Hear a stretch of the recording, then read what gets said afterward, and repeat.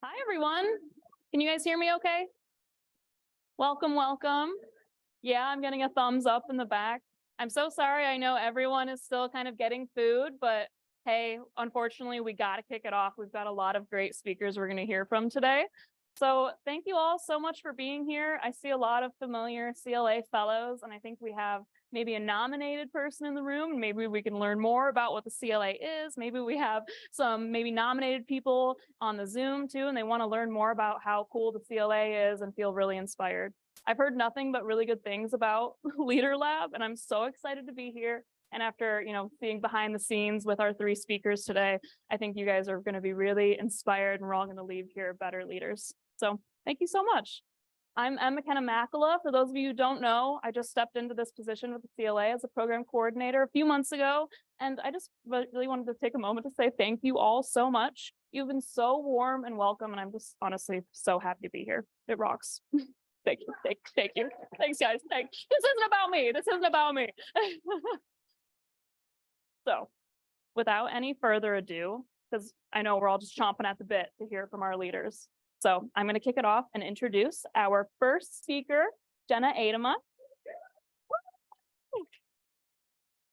I love a room full of people who agree that clapping is important, always more clapping. Oh, and just a quick format thing, we're going to go into Jenna's Leader Lab. She'll be first, and then there will be a Q&A portion and then self-reflection, and then maybe 5 minutes before we kick it off into our next leader.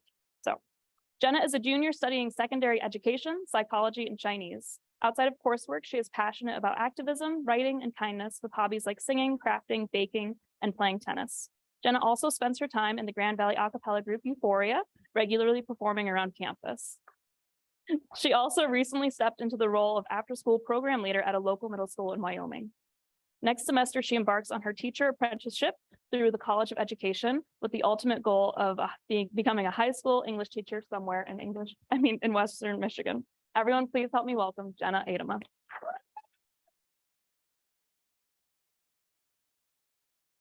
Okay. Hi, guys. Can you hear me? Is it too loud? Okay.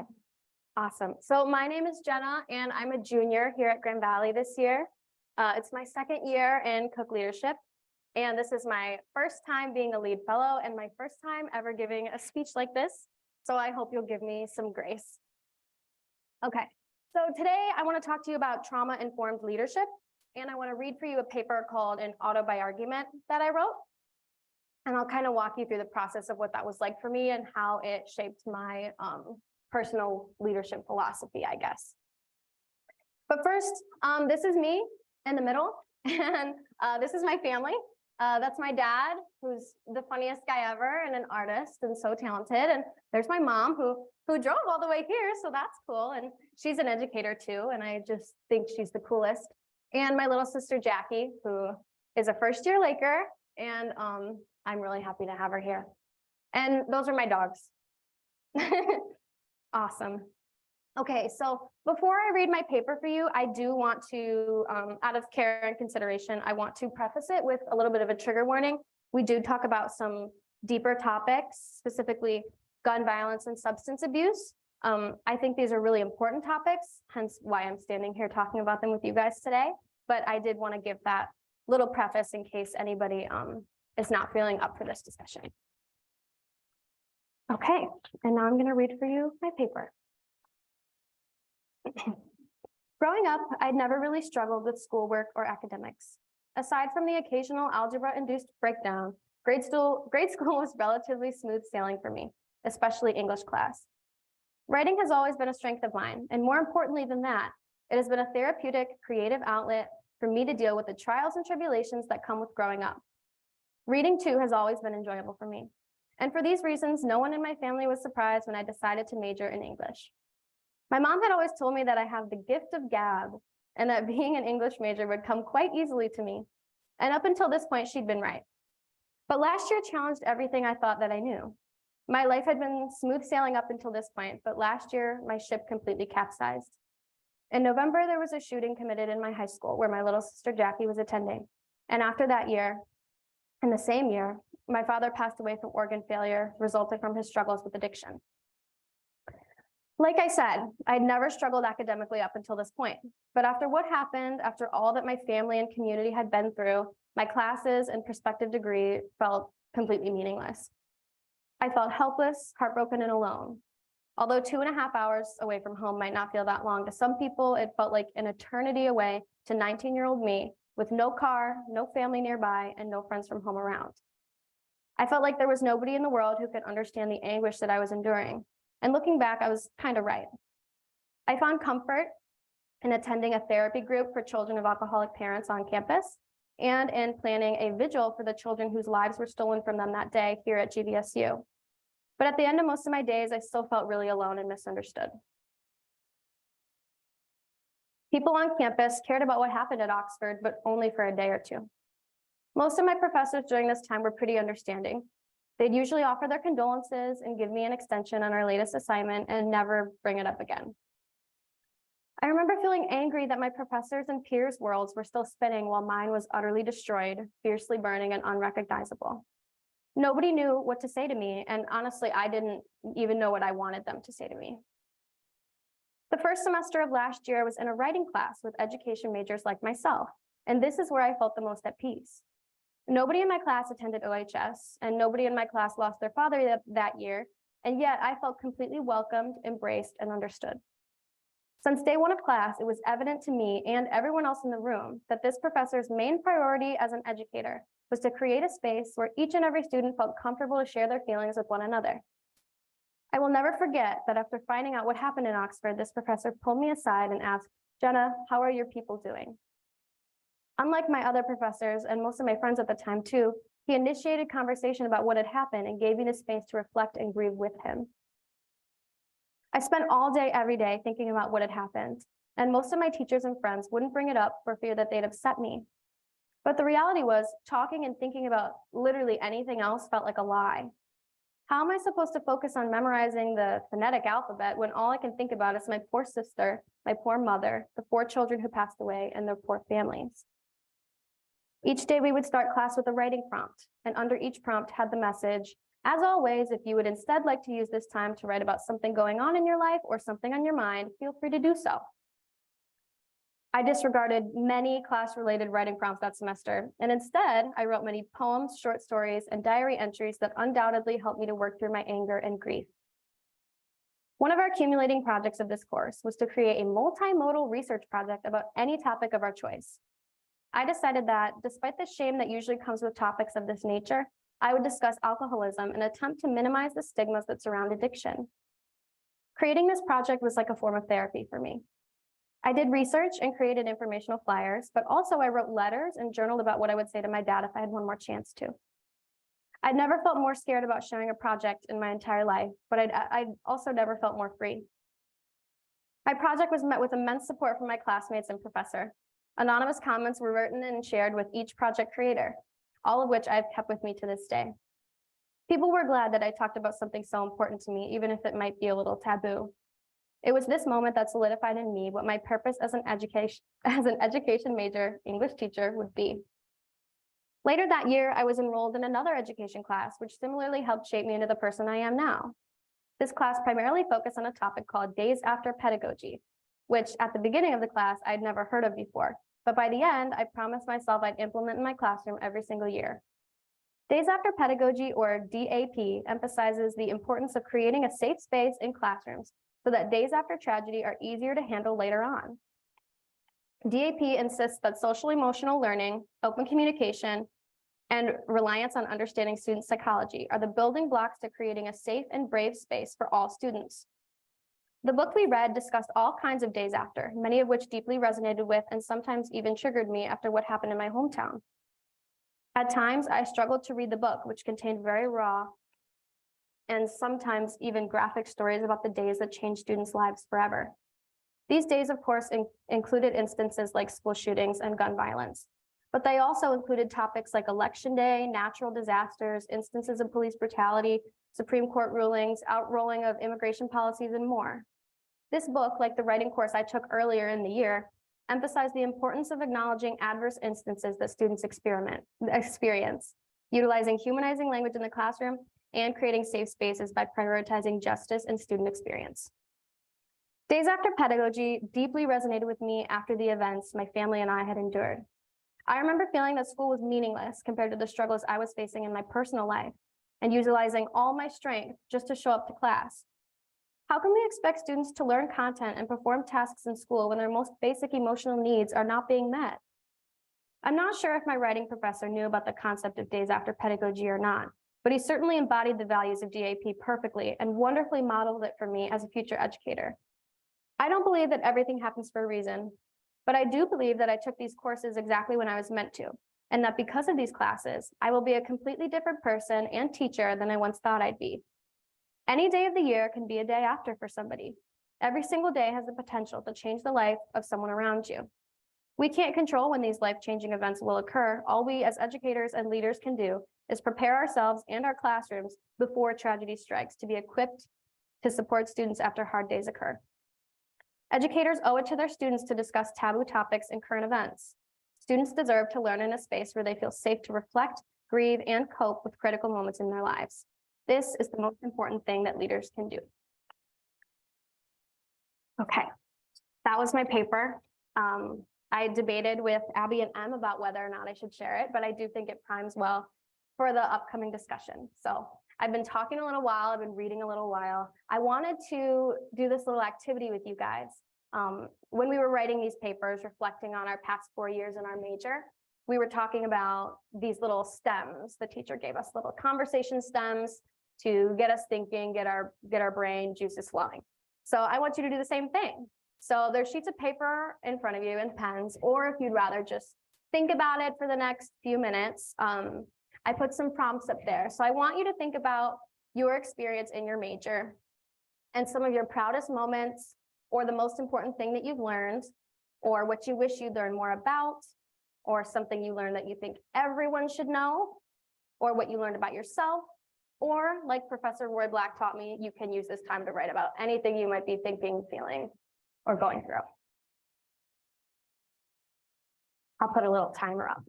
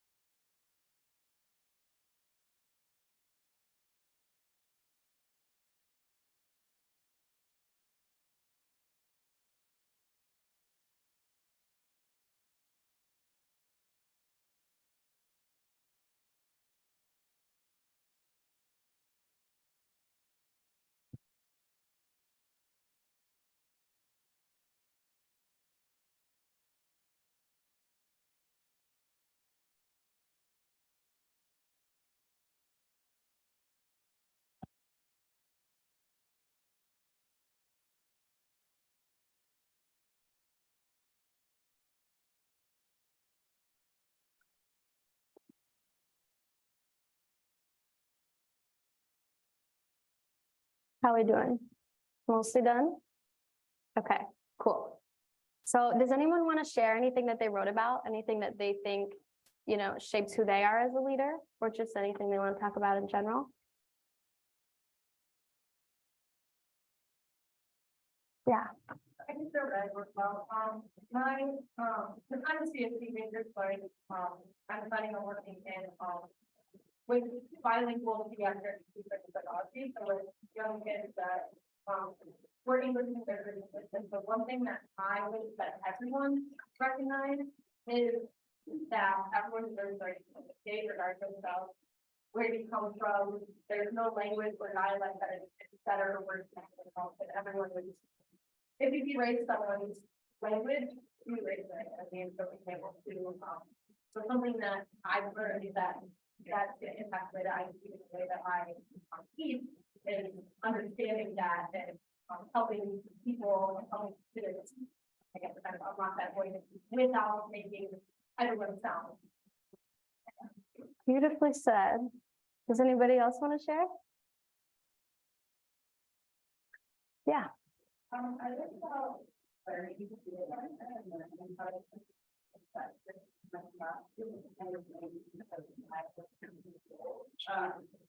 I think there was but I think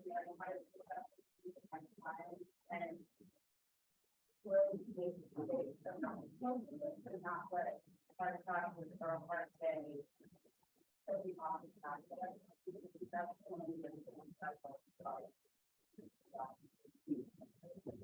Nice. Okay, maybe one more person, if anybody wants to share. Yeah.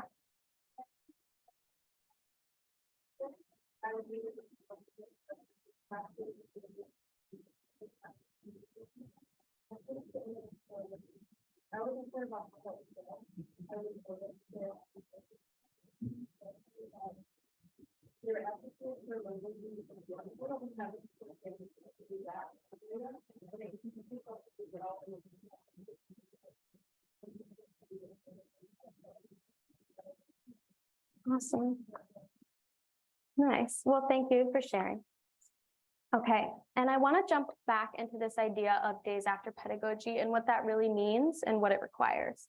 Oh, the formatting looks a little different, but don't worry, I'm practicing it. Okay, so days after pedagogy requires teachers to ensure students' humanity is at the forefront of their mind.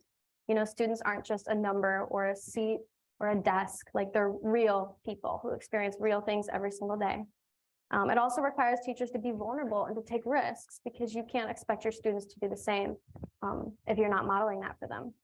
Similarly, you need to take a stance on issues that impact your students, even if they don't impact you, because silence is dangerous and you have to speak up for the things that impact your students, especially if you say you love them, you have to prove it. Take an asset-based perspective instead of a deficit-based one.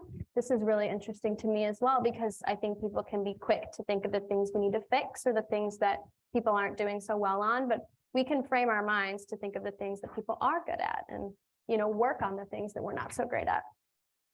Also practicing critical consciousness and modeling that for students too, asking your how and why questions, not just settling for the status quo.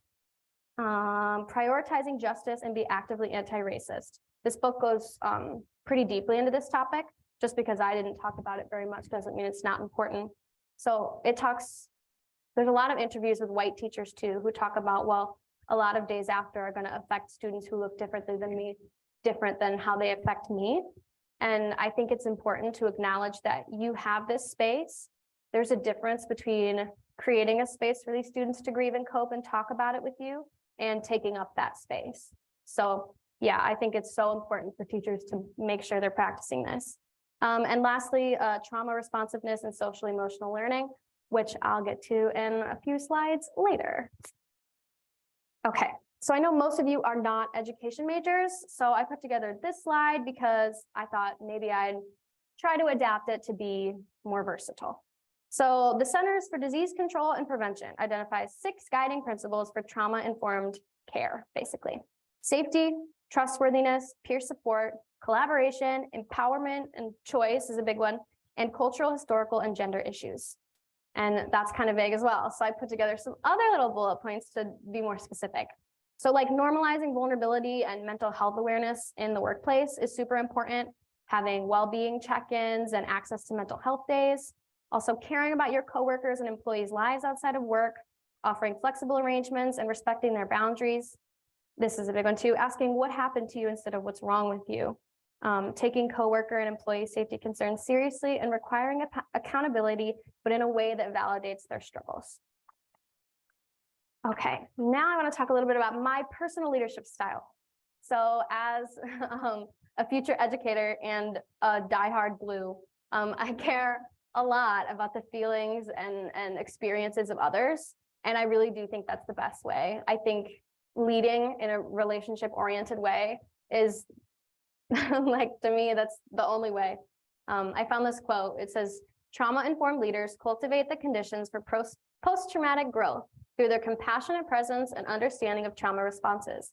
They're also able to guide their teams forward by promoting open conversation and establishing relationships. So yeah, I think all people, regardless of their colors, should, especially leaders, like everyone here in the room, should really, really take extra care in gauging the feelings and emotions and experiences of people around them. Okay, another huge part of my personal leadership style is giving grace. I think it's really important, especially when talking about difficult topics, to give yourself grace and to give other people grace. So, you know, leaders like us, like we have days after too. So it's normal to not be having a great day, but you have to take care of yourself before you can take care of the people around you. You know, you're constantly learning, growing, and bettering yourself, and it's okay to make mistakes. And that goes for giving other people grace too. Like they're also trying their best. You can assume positive intent and know that you have common humanity and everyone's just trying their best too. I think giving other people grace is a useful tool you can take into those difficult conversations. If it's maybe hard to start one, you can say, well, I know you probably didn't mean to, but this could hurt people, you know? So using it as a tool.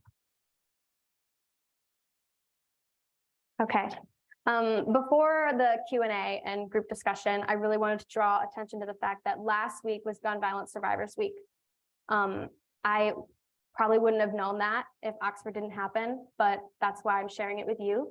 Some ways to honor gun violence survivors are sharing their stories and elevating their voices, educating yourself because it's not their job to teach you or convince you to care, starting conversations with other people like we are right now, not shying away from difficult conversations, even though they might be a little scary to have.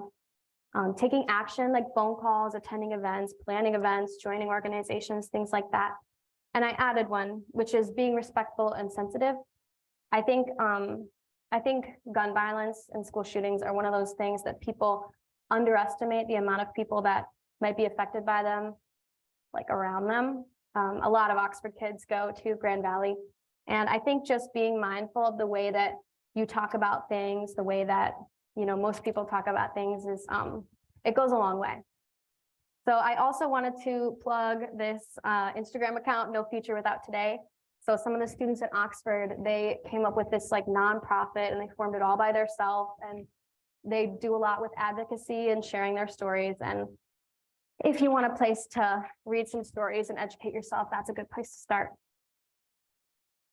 Okay, so now I think we'll do Q&A and then we'll do these discussion questions. Okay, so I just wanted to take one more second to say thank you, Jenna, for kicking it off. It's brave to go first, and it was incredible. As someone who has people with addiction in my life as well that I love, I really appreciate you working to get rid of the stigmatism and talking about it. And I love Days After Pedagogy. I'm getting the book, I'm reading it. I'm sold. Not as just an educator, but I think every different organization could really benefit from this. So thank you again. Okay, without any further ado, we have Brooke Twist coming up to join us today. So quick thing about Brooks is a non-traditional senior pursuing his business, economics, and finance degree. His focus in economics is on the relationship between entrepreneurship and economic growth.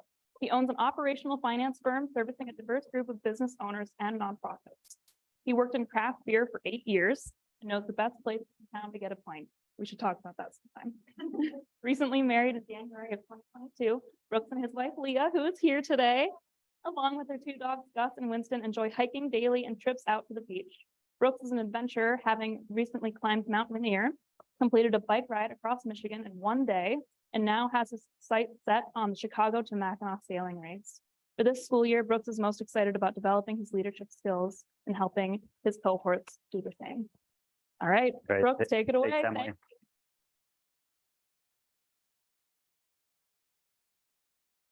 All right, I got my timer going, I got my water, I got my cool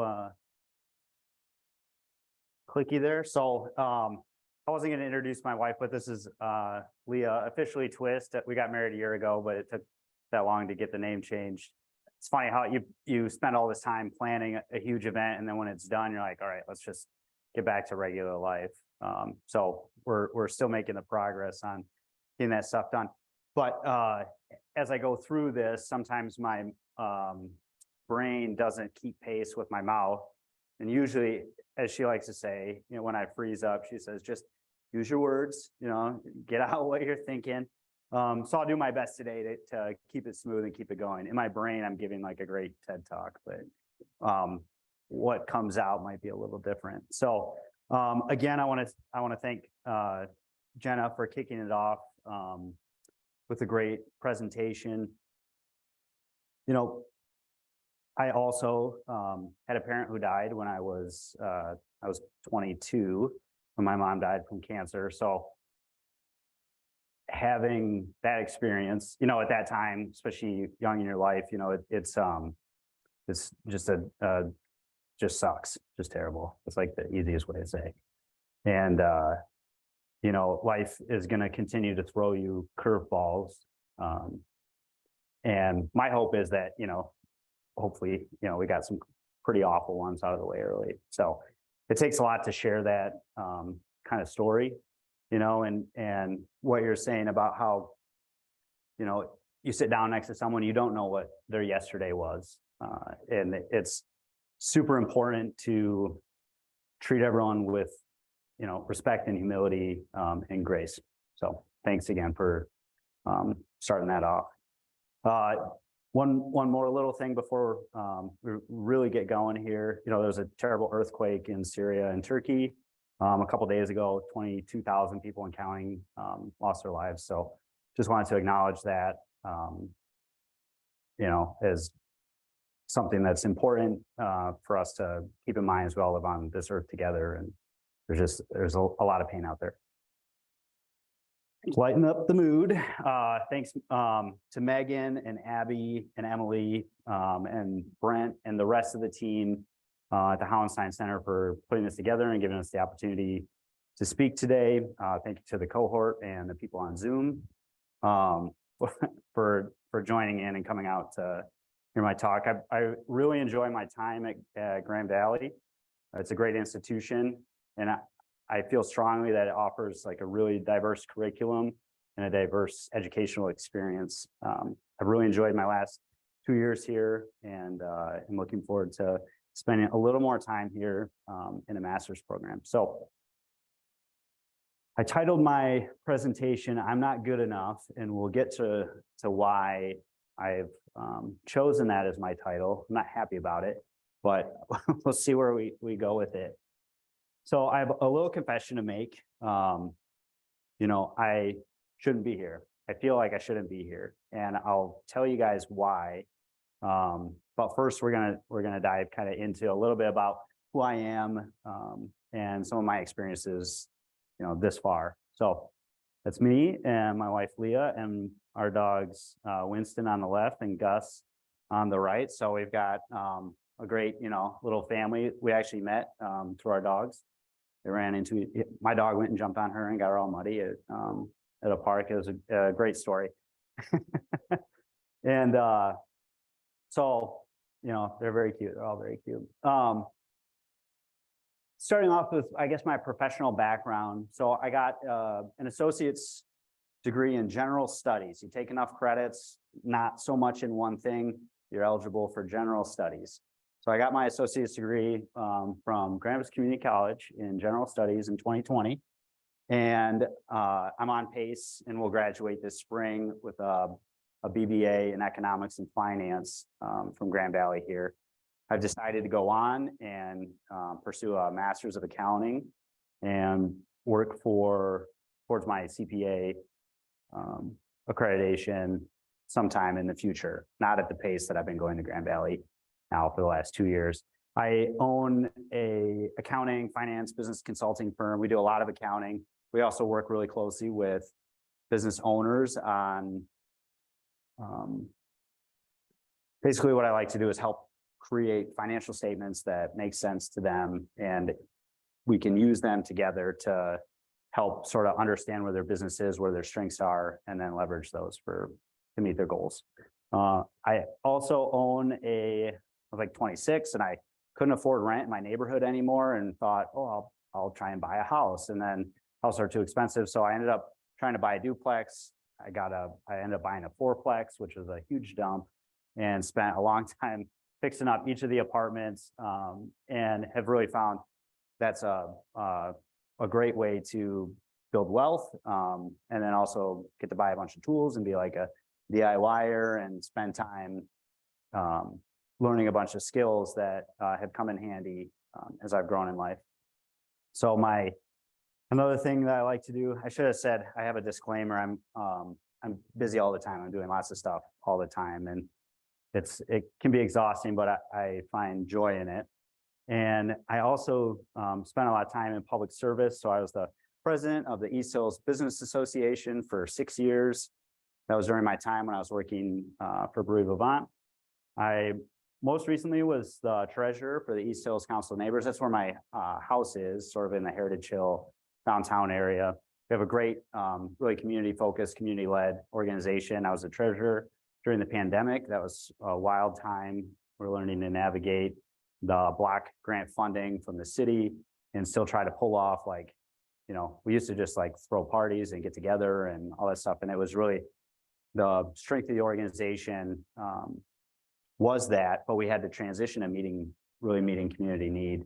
And that was just an interesting time to be a part of it. I've since moved out of that neighborhood and still wanted to do some sort of public service. So I volunteered for the Kent County Republican Party and became a precinct delegate.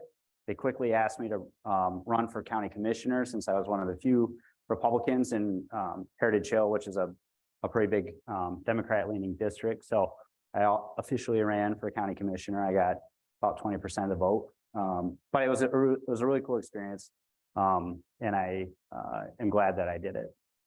So we're going to jump into my academic time here at Grand Valley. So these are my grades, straight A's except for international economics, A-. It was a challenging course. So my humble brag is that, I have a 3.98 GPA. That's like, the whole point of this and sharing with you guys, what my accomplishments are is, I want to paint the picture that I'm someone who gets a lot of stuff done. I'm smart, I have the grades to prove it. I apply myself and I'm really driven. And that's, that's evidenced here by this. But what you guys don't know about me is everything I haven't told you. And that's where I think this is going to get a little more interesting. So we're going to look at remember, this is just the last 3 semesters. Yes, I'm on track to get straight A's again this semester and graduate. And it's going to be great. And now, of course, now with this, I'm like, I really got to get it. But we're going to look at my academic history before I got to Grand Valley. And, full disclaimer, I'm 35, graduated high school in 2006. And this is how I did college for the last 14 years.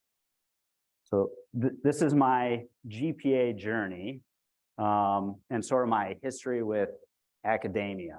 So I'll use my clicker here. So I graduated high school in 2006, and my parents at the time, high expectations coming out of my family, either go to school or you go to college or you join the military.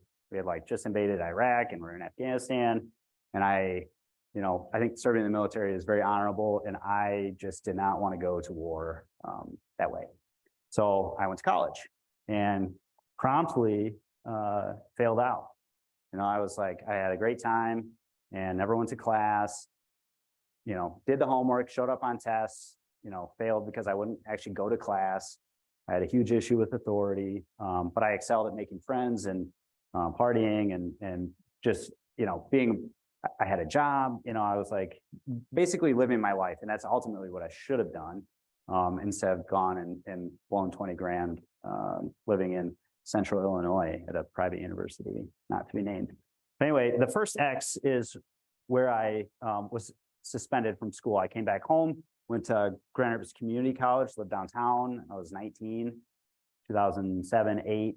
I had a pretty lackluster semester, had a, I don't think I took classes that, I must have taken one class. That was probably that one class where I got, I guess, a C. And then took classes in the fall, promptly failed out. I was suspended for a year. They said, you know what, like take time off, go find yourself. So I did. I went and I worked on Mackinac Island. That was an awesome time, a really fun place to work. Met a lot of different people and we had a lot of fun. And I came back. That was right when my mom passed away. And thought, you know what, I'm here. I'm going to work in my family business, help my dad out. My mom was the business manager. My dad was more on the sales side. And I was like, oh, I'll go back to school. So I did, and I failed, like full boat. Took all the classes, didn't withdraw, just took Fs, and they kicked me out again.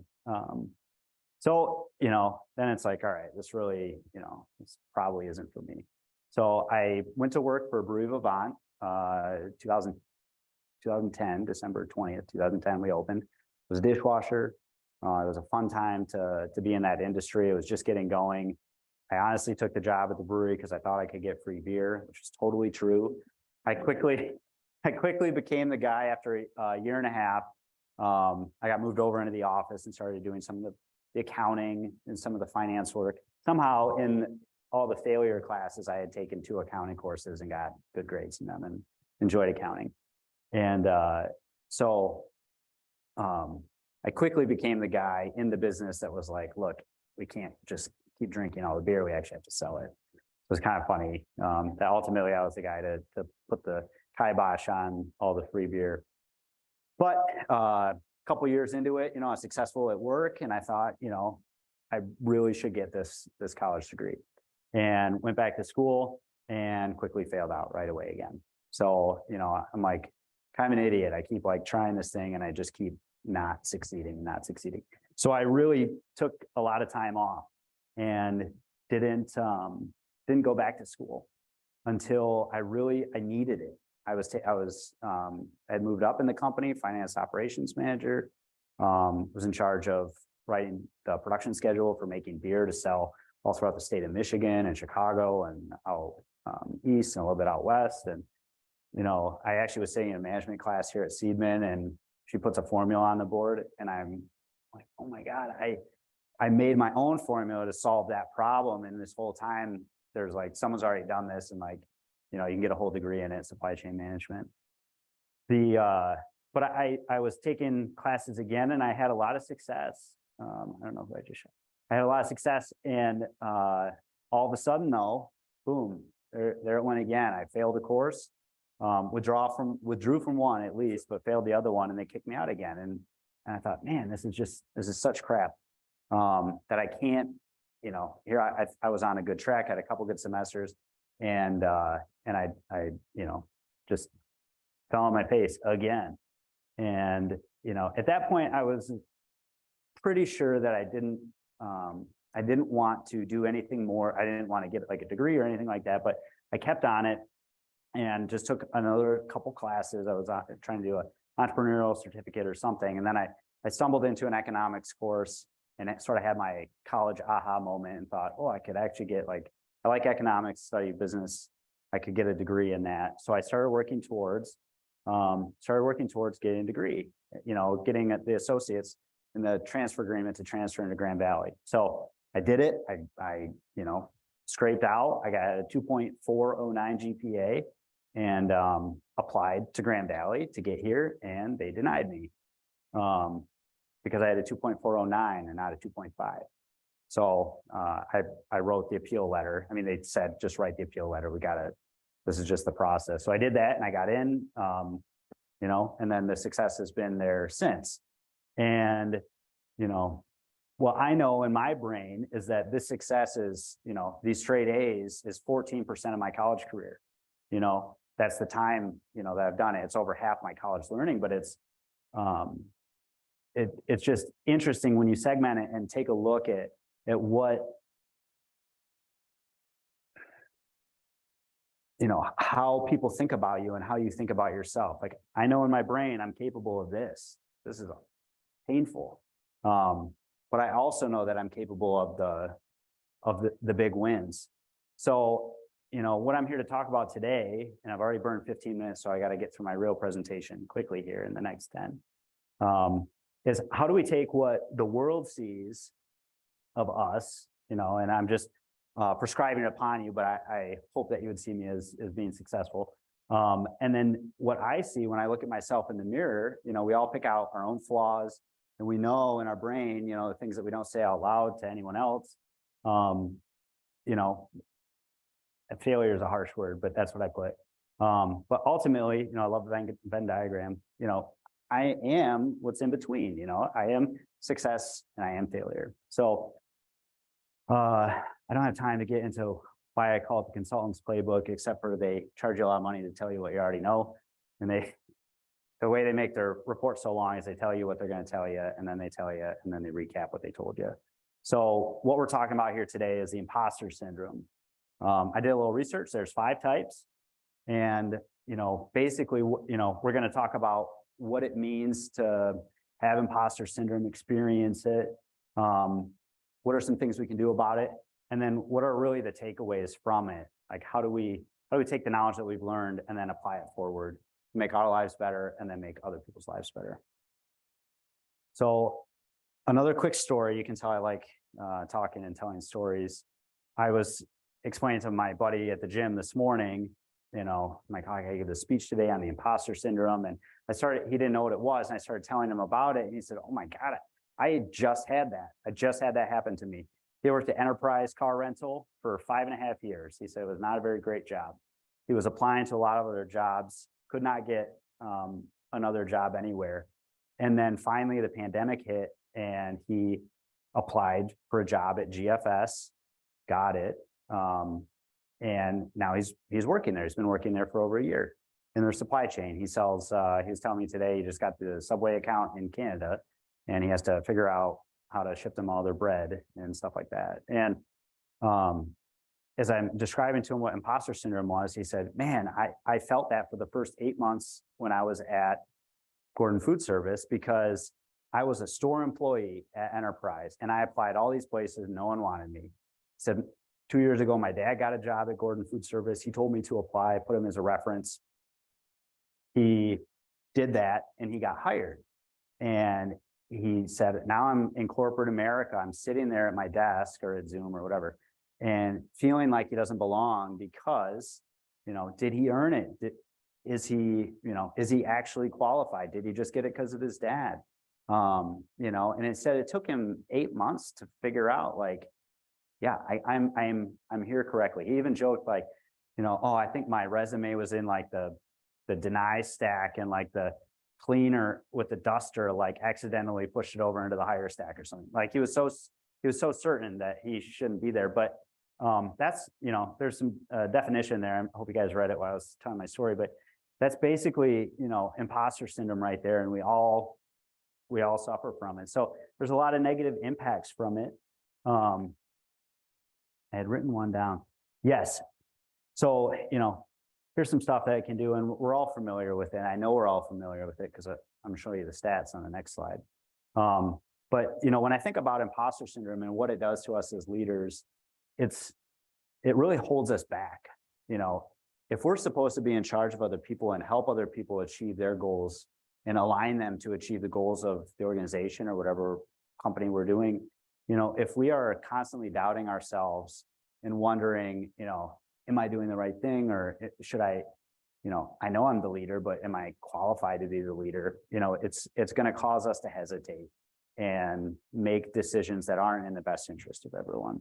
So, you know, the statistics about imposter syndrome, you know, 3 to 5 people, everything I wrote said, or research said, like, you know, you can see the words I've put, but admit to it. It was like 3 to 5 people have imposter syndrome.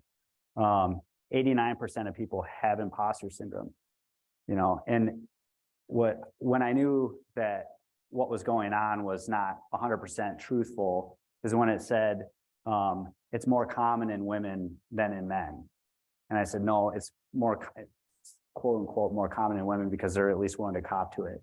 Like I know as a guy, you know, I'm not going to sit there and say, oh no, I don't feel like I shouldn't be here. So I know that it happens to everyone. And I like the little infographic there, you know, some people, they feel it all the time. Other people feel it for a spell. Some people only feel it briefly, but we all feel it, you know, and I think this actually, if you take the inverse of number 2, very common among high achievers. So if you feel imposter syndrome, automatically you are a high achiever. So congratulations, everyone who's ever felt it. These are the 5 types of imposters, you know, as prescribed by someone else. But as I was reading through these, I really, I'm like, oh, I'm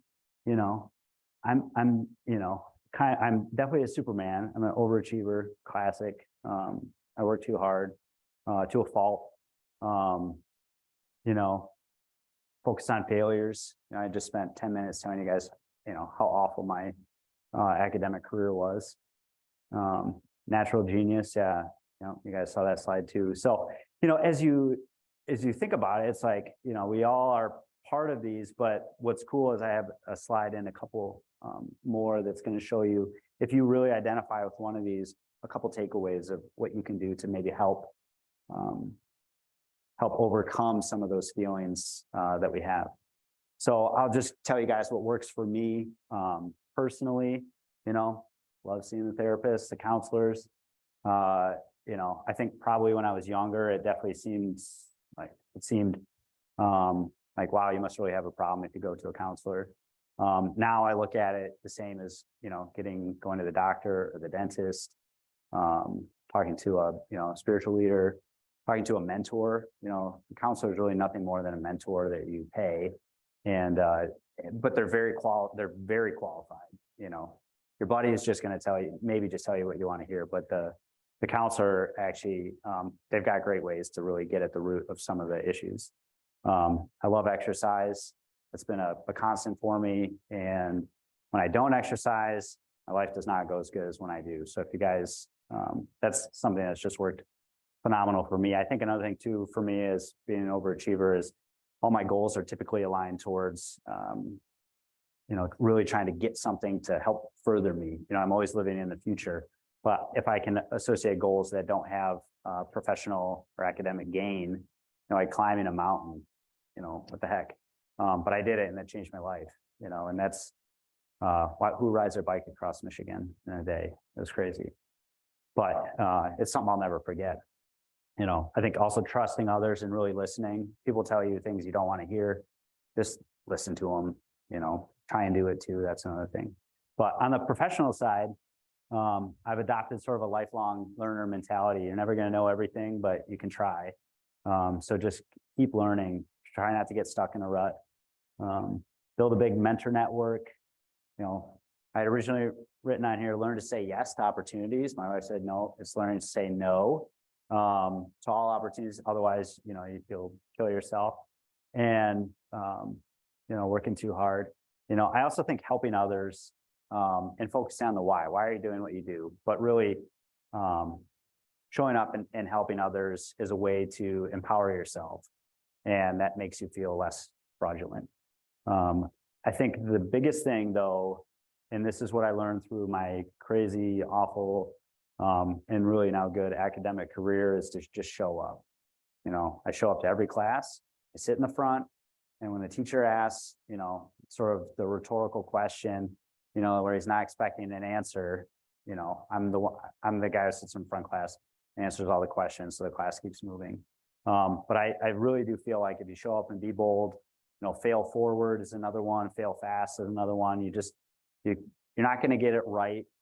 I answer some questions with pure confidence, totally wrong, and, maybe I blush a little bit, but, you roll on. And I found that, not take yourself so seriously and really move forward in life is what has helped me a lot to sort of vanquish the imposter syndrome. So here's some suggestions, of what someone had said, could help you. And I've shared with you guys what some things I've done that have helped me. So I think, another thing, give yourself a break. We all work really hard. We're all sitting in this room because we work really hard. So take some time to yourself. So to kind of come back on, what we can do about it, I think the biggest thing is that we've learned that it exists all around us. Everyone feels this way. Everyone, here I am purporting to be some expert on imposter syndrome, mostly just by the little bit of research I did and then lived experience. But I know all of you guys have felt this too. And, if you can look at someone and know, wow, I know that you're probably feeling the same thing that I'm feeling. It creates a common bond and a shared experience. Engage with others authentically. So that's kind of opening up, being vulnerable about, how you're feeling, giving grace for mistakes. Love that was in Jenna's presentation. I think that's a really big one, is that you don't hold people accountable for everything, all the little nitty gritty stuff,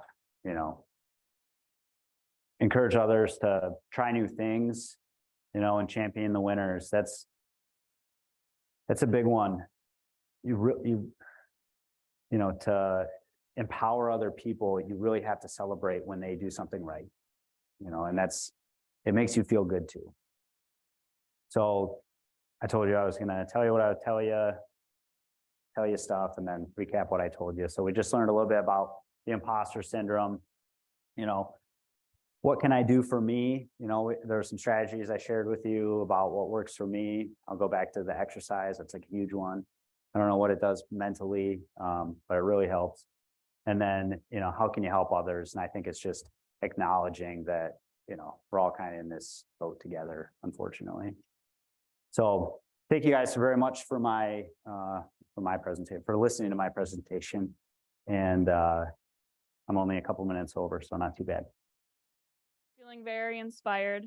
One more round of applause for Brooks. That was an amazing presentation. I just wanted to say thanks for talking about imposter syndrome. We all feel it all the time. That's one of the main things that students tell me is like, oh, the imposter syndrome. And the more that we talk about it, I think the more we dismantle it. And I just want to have a real vulnerable moment and say, all of you guys are so amazing. I feel imposter syndrome every day I work with you. And so I'm really happy to be talking about it. So thanks, Brooks, for starting that conversation. Hey, you're amazing. No, for you guys. I love you guys. You guys are the best. Okay. So we have our final amazing leader coming up. And I don't know, just another vulnerable moment. Reading aloud is so difficult. And Yasmin, this is an amazing bio. And so I'm going to try my best. No, it's amazing. Okay. So our final leader for today, Yasmin Almayu, who is the Laker of the Year award recipient. I don't know. You got to add that to the bio. Yasmin is a first-year Cook Leadership Academy Fellow and an undergraduate student enrolled in elementary education with an emphasis in applied linguistics. Yasmin is currently an ESL interventionist at a local elementary school within the Grand Rapids district and spends her free time at her local refugee education center as an English tutor. This past year, Yasmin was given the opportunity to teach grade 8 students within Ramallah, Palestine through a curriculum that uplifts students that face injustices and inequalities. Passionate about education, human rights, and advocacy, Yasmin has presented Disrupting the Whiteness Within the Education System at GVSU's Teach-In and plans to present this coming year. Yasmin is co-founder of Educators of Color Network, student organization, and holds the role of community outreach coordinator. At GVSU, Yasmin is also part of the McNair Scholars Program and the Frederick Meyer Honors College, with hopes of furthering her research revolving around linguistic discrimination and injustices within the education system. This past semester, Yasmin had the opportunity of being WGVU's first education intern to help further develop an inclusive and equitable set of resources for families within West Michigan, and plans to continue her internship this year. Yasmin deeply enjoys reading and listening to crime podcasts in her free time, alongside traveling around the world, visiting 7 countries this past year. That's amazing. With a sincere love of advocacy and intercultural communities, Yasmin hopes to further develop her leadership skills through learning from different perspectives and individuals she will meet this school year. All right, everyone, welcome Yasmin.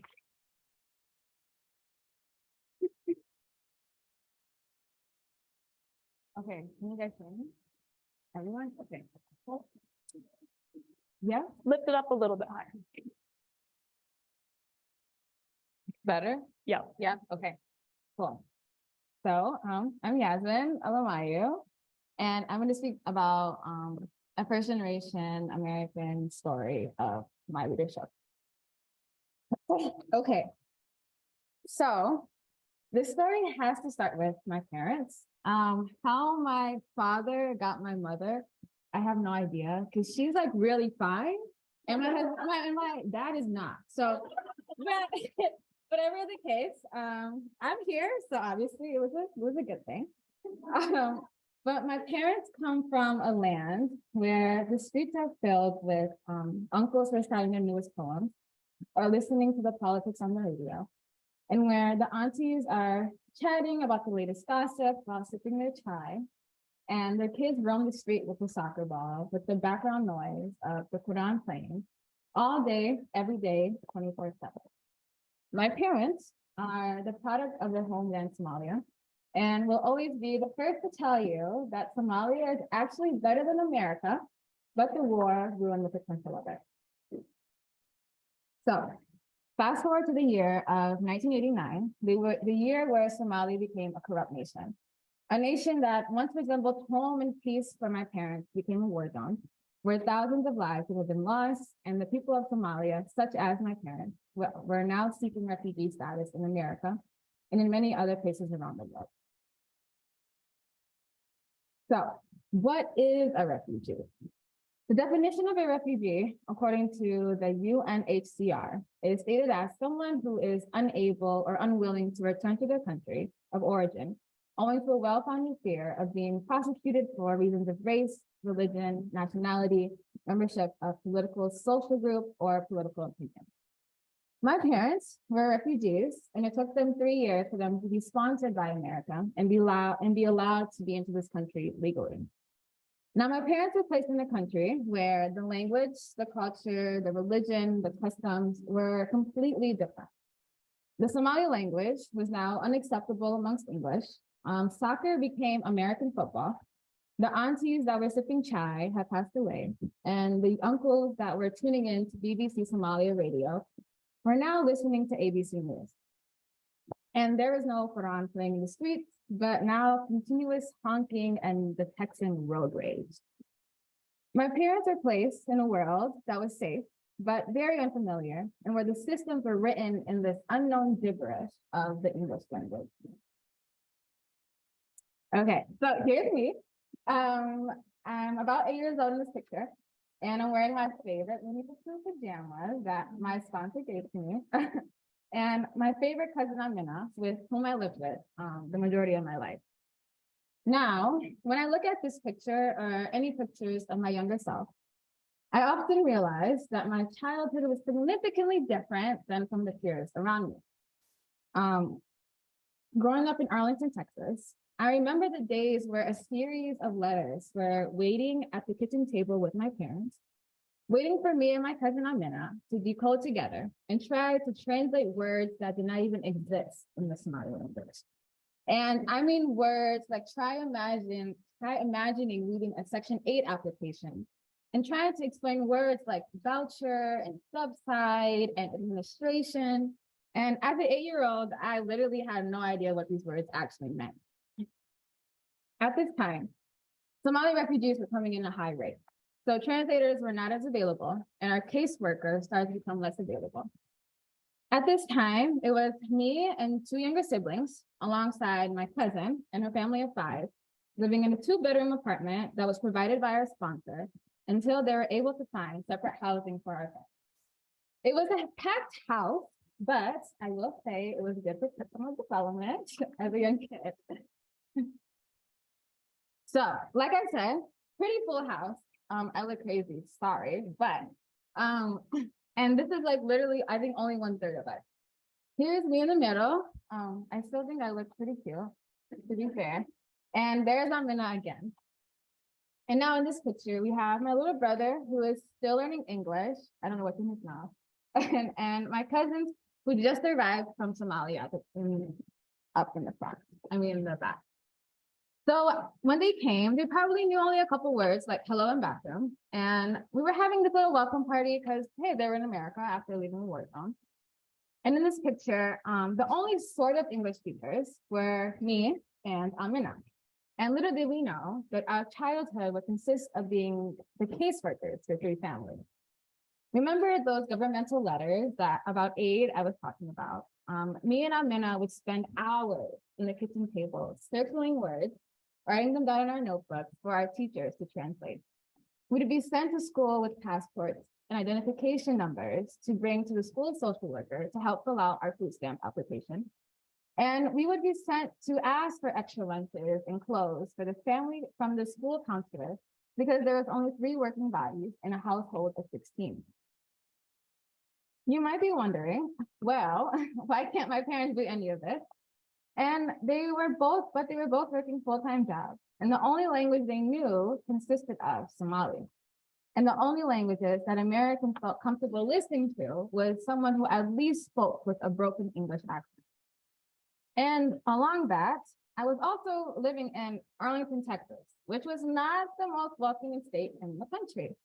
My parents, alongside with Amina, were doing everything they could to provide for children that would come home waiting for food after a long day of school, and where 13 other mouths needed to be filled. My parents worked 60 hours a week, and me and Amina, even though we may not have realized it at the time, were the house leaders because of our skills in the English language. Okay, so why my grandmother let me leave the house with my hijab like that, I have no idea, but what is special about this picture is that I was about in 5th grade, and both me and Amina's family have moved to Michigan for about a year now, and we finally had a sense of suitability. We both had our own homes, and we weren't always wondering about where our next meal would be, or if we had to share a blanket with 4 other people in the living room floor. At this point in our lives, we were living good and finally gaining a sense of peace and having less stress regarding the endless paperwork we were filling out. This particular picture was taken before the honor roll assembly by my 18-year-old uncle Anwar, where me and Amina would be awarded the presidential award in our studies, and I must brag, was signed by President Barack Obama. And it was a moment for us. Our parents couldn't be there because they were working. And culturally, school recognitions weren't really a thing in Somalia, unless you memorized the Quran, of course. Me and Amina often look back and laugh at this picture and just at this moment, because who knew that our drive for doing well in school was because of the need of trying to comprehend all those government documents and decoding tax forms, because somehow knowing how to decode these things would further help our family live a better life. My story of leadership started at the age of 7 years old because the society we lived in failed us. I remember teaching my mother and father how to read on the weekends with my ABC books and helping my siblings after school with their math problem. I remember attending school conferences for my siblings and translating questions that would speak upon our poor parents and the stench we often carried when the water bill wasn't paid. I remember the urgency of involving CPS, but not the urgency of providing aid for a family that was learning the American way with no guidance or handbook provided. As a child, I learned early on that in order to be a leader, I cannot always be Somali in American spaces, and I cannot always be American in Somali.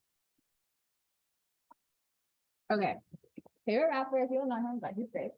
So there are pros and cons of being a Somali American, obviously. Now, when I say I can't always be Somali in American spaces, and I can't always be American in Somali spaces, I don't see that as something that is bad, but more so trying to find that sweet spot in the middle. Like, I would not blast my favorite American rapper, Little Baby, when my mother's in the car with me. Nobody expects my peers to understand the amount of good food they are missing when they don't have a Somali friend like me. What I am saying is that I have to navigate these two worlds, just as many first generation students do, to make sure that I'm getting the best of both worlds and recognizing that I do have to assimilate and to conform to some degree to be seen and valued as American. There are conversations where I can never relate to, or that might be the idea of skiing for fun, which personally I will never understand. Or the love of American football and how this game has nothing to do with the ball that is at your feet in comparison to soccer. But I also recognize that there are some conversations I can never speak upon without getting those blank stares, rather than maybe including my religion or my culture I was raised with. I take this identity shifting ability as something that is able to benefit and kind of be like a superpower within my leadership skills. And something that has given me the opportunity of being the Somali voice in American spaces, just like this one. So when I look back at pictures like these, I often wonder that if I didn't experience those hardships, would I be the same person I am today? Would I be the leader I am today? My leadership journey started young, but even if I could, I don't think I would change the family I was raised in because my parents passed down their leadership skills of resilience. My parents were not responsible for the circumstances they were placed in, but they did the best they could to live in a country that was unknown and raise kids in a system that was not built for them. I stand here today realizing that my Somali identity informed my American experience. That would be a difficult one, but yet an empowering one. As someone that came from poverty alongside living this refugee experience, I can say that these experiences is what developed my leadership skills to be a meaningful one, but also a purposeful one. So I stand here today striving to be an educator and having this big dream of changing the world in some way. Here are my students that always remind me where I come from and how far I came, and their smiles that continue to make me love what I'm doing. As I came out of this somewhat hard life and somehow beat the odds that were stacked against me, I feel that me overcoming this experience has a greater reason. And that reason is to be an advocate and be that obnoxiously loud voice for speaking up when something is wrong and questioning systems that are put in place that uphold oppression, such as the ideas of self-responsibility. Because there is nothing that me and my family could have done to live in a world that was so unaccepting and unwilling to recognize the struggles that come from being refugees and illiterate. These long nights at the kitchen table will always stick with me because those memories are the memories that are pushing me through school and recognizing that my story belongs in academic spaces where change is able to occur with other leaders sitting at the table and listening. My story is not special, and it's actually pretty common. And as long as I'm in these spaces with these leaders, this story will be told because I know that change happens in these exact spaces. So now you might be thinking, okay, what am I supposed to do? Or how could I fix this huge systematic problem? And my response to that is to be an intentional leader and disrupt a system a bit when you are in a leadership role. There are probably people in this room that can never relate to this story, and that is okay. But as leaders, it is our responsibility to recognize the different stories and keep it in the back of our minds when we are leading others. Every single one of us has a story that informs our leadership skills. And whether it was a story of hardship or triumph, we're all sitting here in this space with the intention of doing something amazing in this world. In this room, we are quite literally the youth of the nation, So we have to represent the people of the nation when we talk and walk into the leadership roles. These new ideas of being equitable and inclusive is something that really shouldn't be considered as an exception, but an expectation.